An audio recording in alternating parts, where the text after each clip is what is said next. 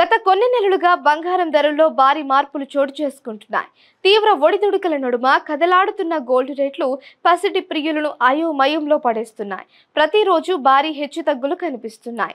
ఈ నేపథ్యంలో తాజాగా గోల్డ్ రేట్లు మళ్లీ దిగొచ్చాయి.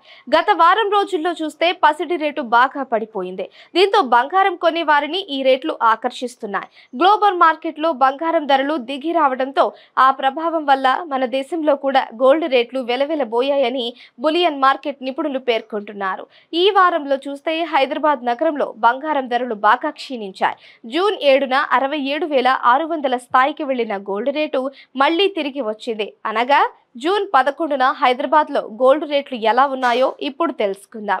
హైదరాబాద్ లో నేడు 22 క్యారెట్ల బంగారం ధర ప్రస్తుతం 65,850 రూపాయలకు లభిస్తూ ఉండగా 24 క్యారెట్ల బంగారం 71,840 రూపాయలకు దొరుకుతుంది.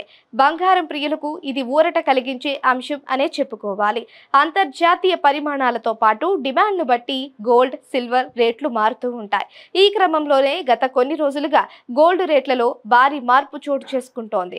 తీవ్ర హెచ్చుతగ్గుల నడుమ ఊగిసలాడుతోంది.